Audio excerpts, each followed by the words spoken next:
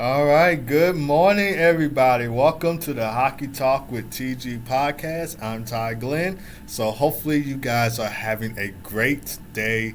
Lots of NHL news to discuss to try and make this a 30-minute podcast. But we're going to get right into it. So, hopefully, you guys are having a great Wednesday, by the way, first off. So, hopefully, your day is going great. We're going to get right into the NHL news now. So, Sidney Crosby.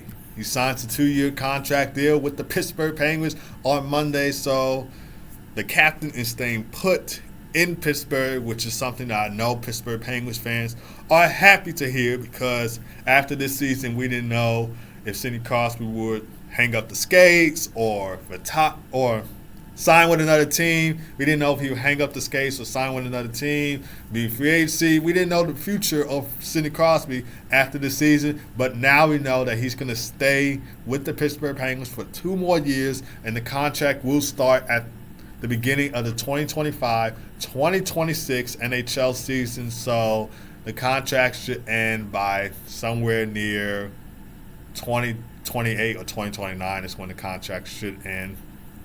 So 2-year deal with the Pittsburgh Penguins, not bad.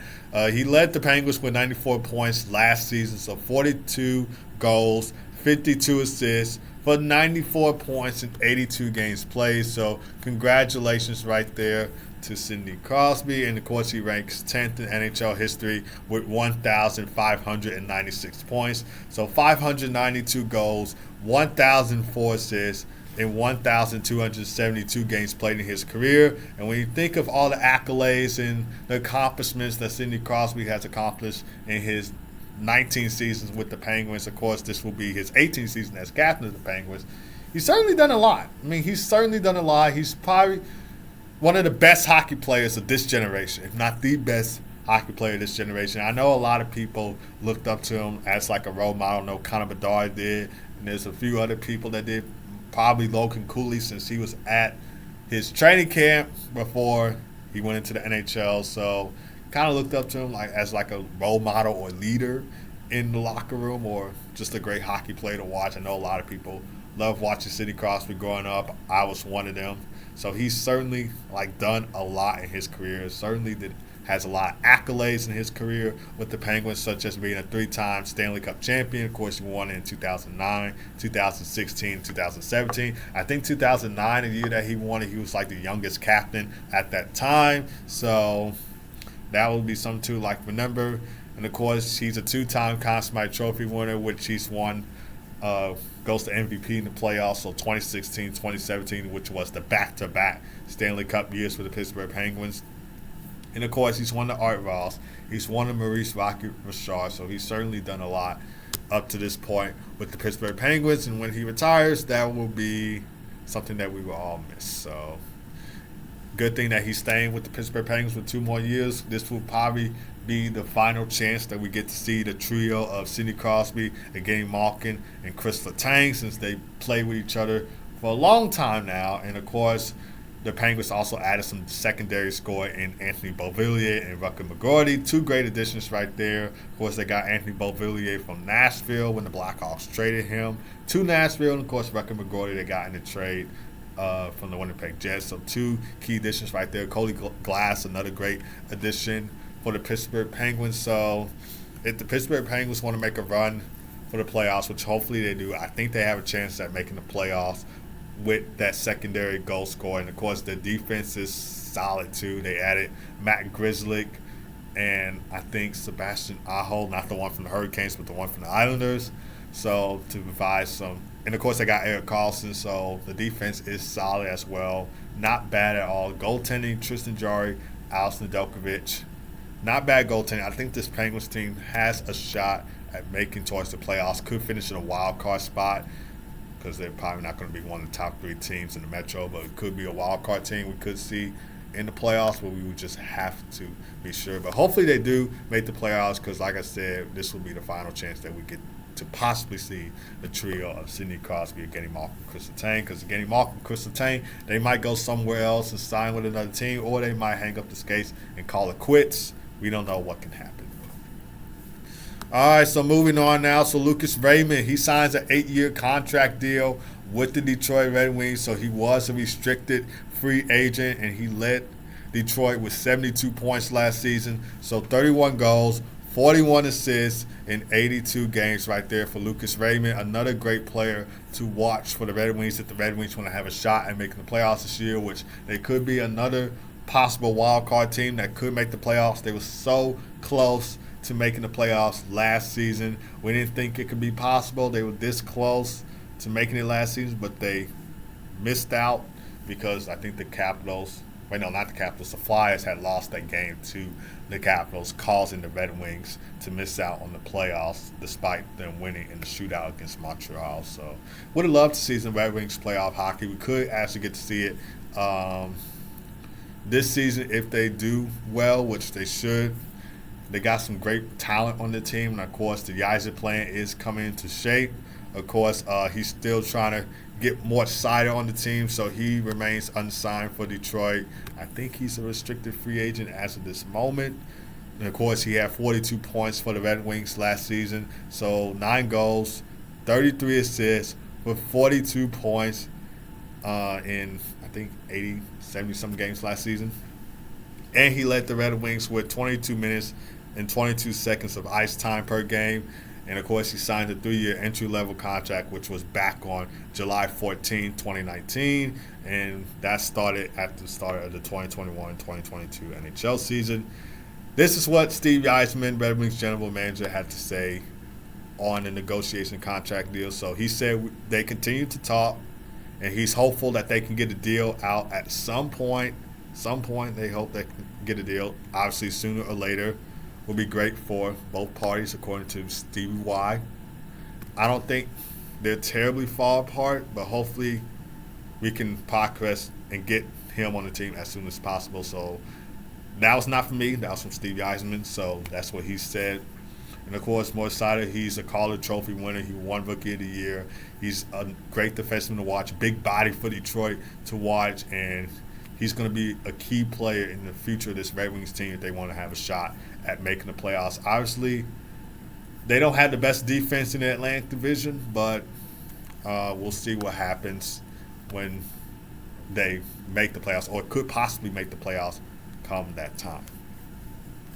Moving on now, so we got another contract extension. So Esa Lindell, Thomas Harley each signed a contract deal with the Dallas Stars. So Esa Lindell signs a 5-year contract deal. Thomas Harley signs a 2-year contract deal.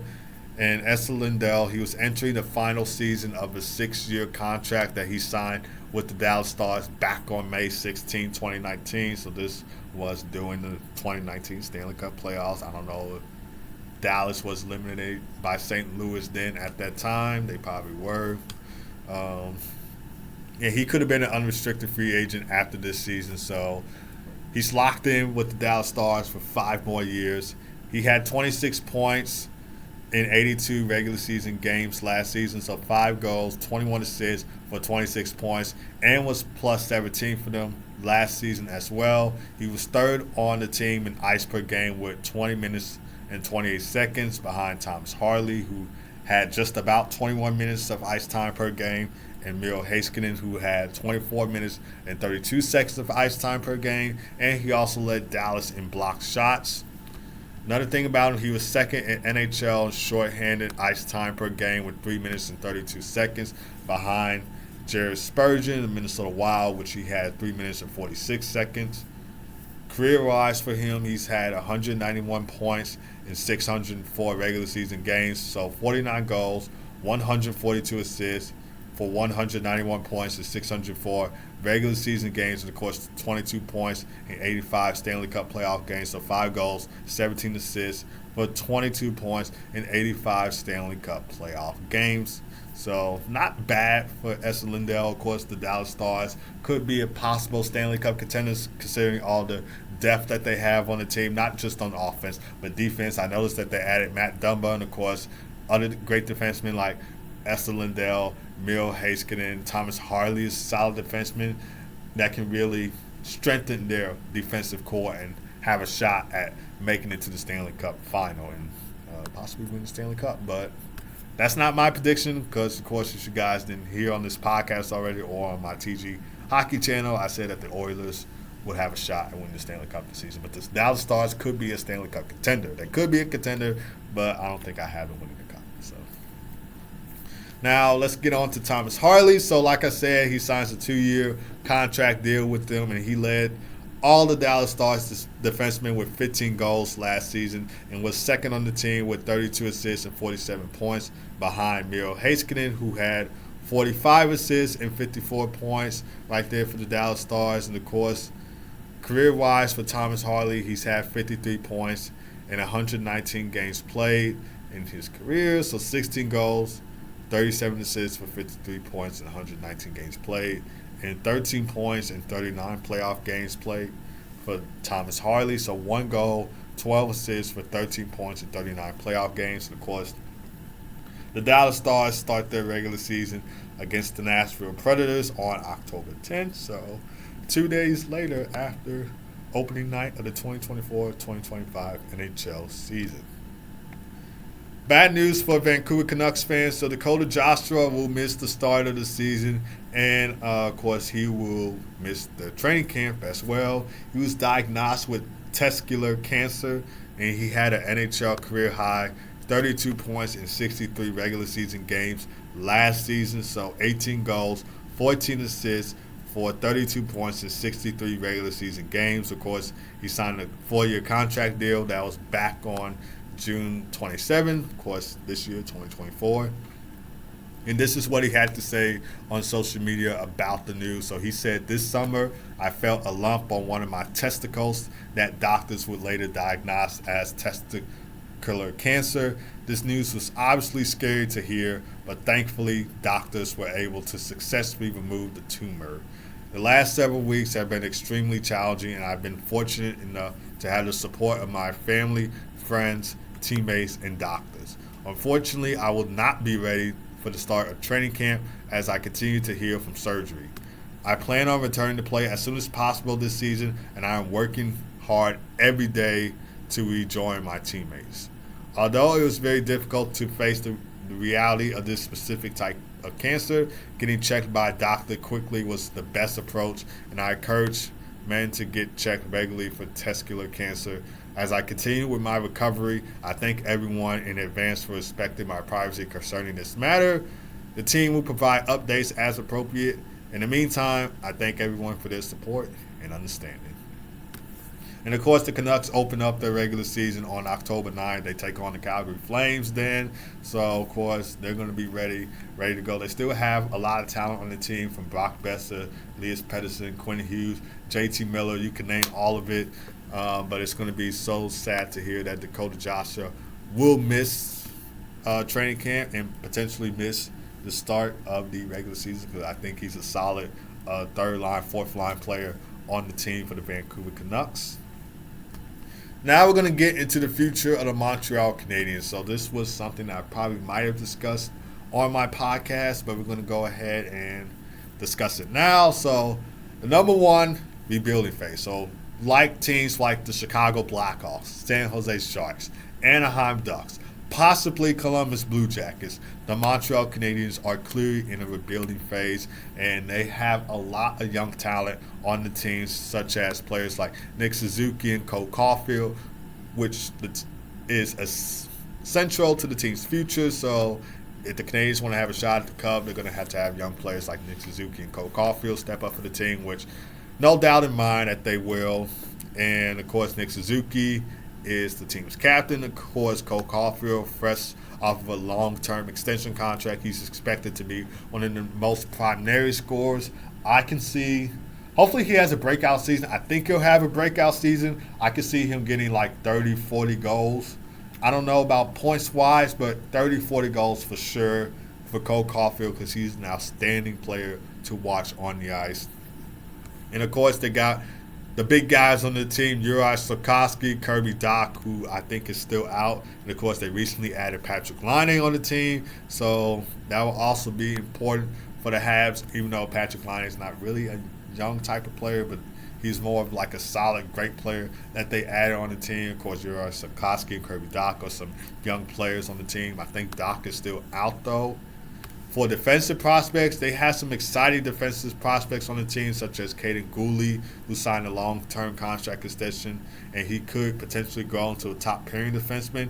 And, of course, they got talents like Lane Hudson, who I think is a solid, great defenseman, probably one of the best prospects I ever seen for the Montreal Canadiens.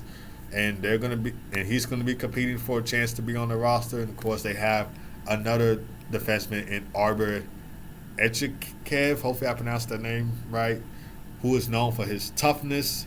So they have some pieces on this team that can propel them into the Stanley Cup playoffs. And, of course, goaltending, they got Caden Premu and they got Sam Montembeault on the team as well. So that's going to have to play a factor in this Canadiens rebuild. So I know the Canadiens, they're not good right now. They'll finish 8th in the division this season. Of course, that's my prediction. But the goaltending, if this team wants to have a shot at making the playoffs, of course, the last Stanley Cup final appearance was, of course, 2021. That was when everything was weird, and it was post-COVID then. But I'm talking about, like, actually making the Stanley Cup playoffs because, like I said, that division was, like, so weird at that time. But the Canadiens, like I said, they're rebuilding. They got Martin St. Louis as their head coach, and I know his team has struggled a lot, but his focus is developing young players by pushing them to reach their full potential. And I really think he has a great coaching style. I think he's the perfect coach for the Montreal Canadiens if they want to get to the Stanley Cup playoffs and potentially get past this rebuild.